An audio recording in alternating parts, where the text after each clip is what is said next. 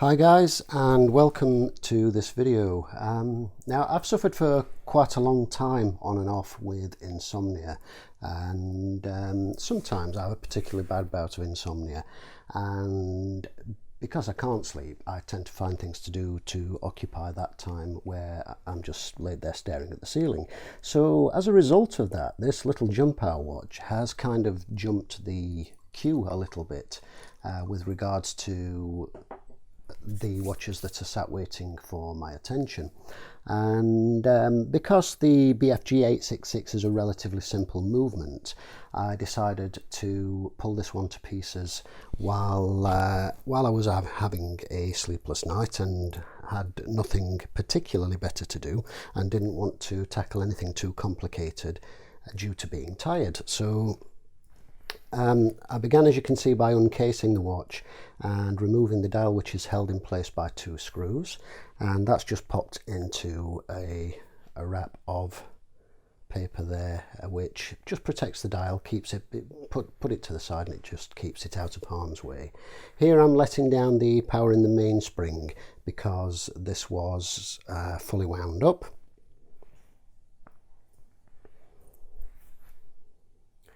And then the next step is the hardest in these particular jump hour watches, and I know this because this is the same as my Trafalgar jump hour watch, and at the time I didn't film the whole thing of that because I didn't think there'd be much interest, but I've had several inquiries since then asking information about them, and noted that there's little on YouTube about the BFG866 movement, so I decided I was going to film the whole thing. So here you can see I'm using a screwdriver in the slots either side of this central wheel to wiggle that until it comes loose. It's a tricky procedure. You have to do it carefully, but it's press fitted onto the central hub.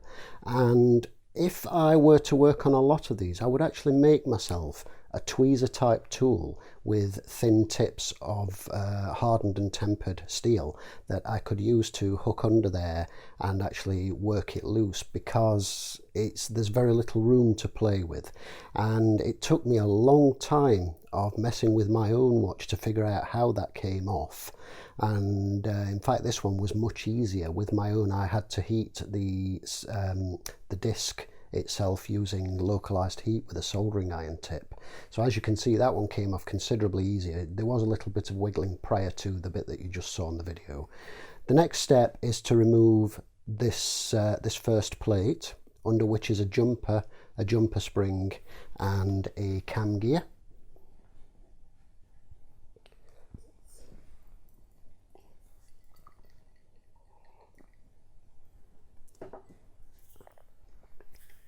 The plate, along with the jumper, the spring and the cam gear, are removed and put aside.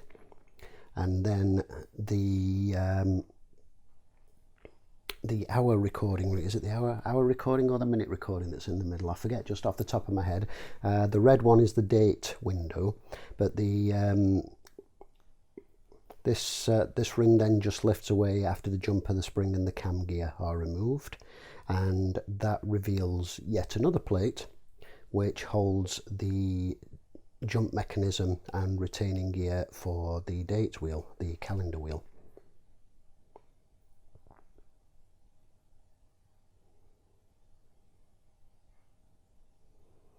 And similarly, this one is unscrewed and removed.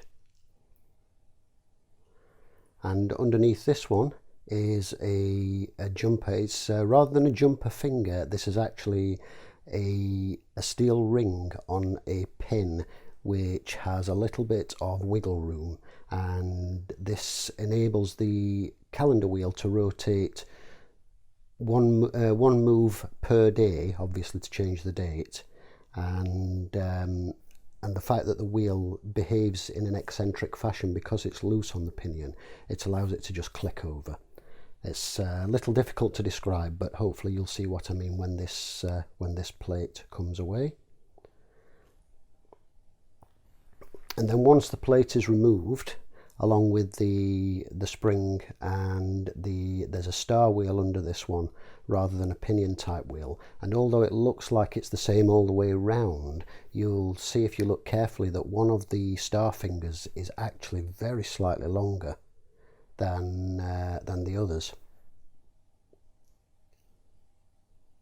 and then the calendar wheel itself just lifts away as the other did. And this leaves the bare BFG866 movement, which is a very simple pin pallet movement.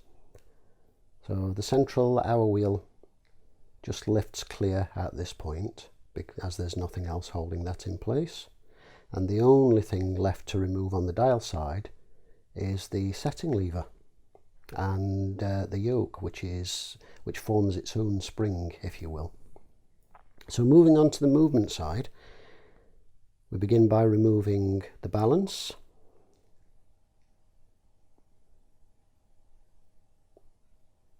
And you have to be careful removing and reinstalling these, because the jewel, well, it's not a jewel as such because these are pin pallet movements.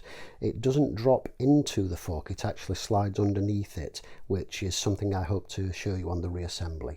And here I'm removing the pallet cock, followed by the pallet fork.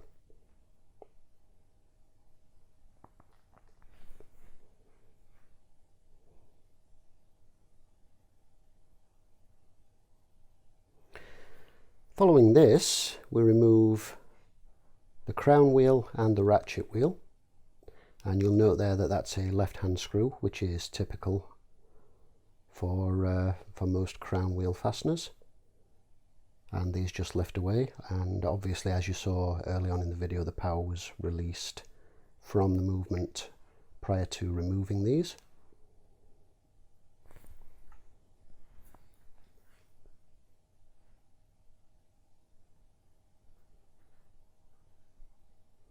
And once these are both removed, it leaves just two more screws which hold the plate on. Now the plate at the top covers the entire train, with the exception of the pallet fork. It covers the entire train of wheels and the mainspring barrel, and this is what makes them incredibly difficult to replace and get everything aligned. And that's the hardest bit of these movements, is getting everything aligned and back in place. All four of the screws that hold the movement plate down also serve an additional purpose. Three of them actually hold the pallet fork, pallet cock, the balance cock, and the click spring, which is the one that I'm undoing just there. And then the fourth one acts as a stop for the click spring, to allow it enough movement that it will wiggle around to allow the ratchet wheel to rotate, but lock it as it closes. So there we're removing the escape wheel, followed by the mainspring barrel.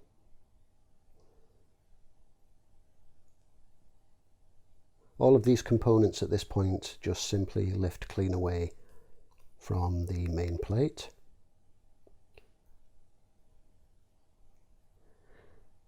And here, although you can't see it just yet, I do show you a close-up of this a little bit later on.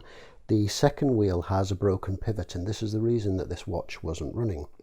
But aside from that, it actually looks quite clean inside.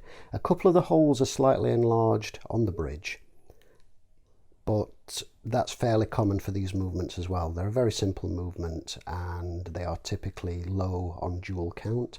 Here I'm opening the mainspring barrel. Apologies that that's a little out of focus. I do realise in a moment, and I pop that back into focus. There we go. And this is much like any other barrel, aside from it has a fixed cog, which is a friction fit on the barrel lid that you can see there. And otherwise the spring removes just as any spring would in any mainspring barrel.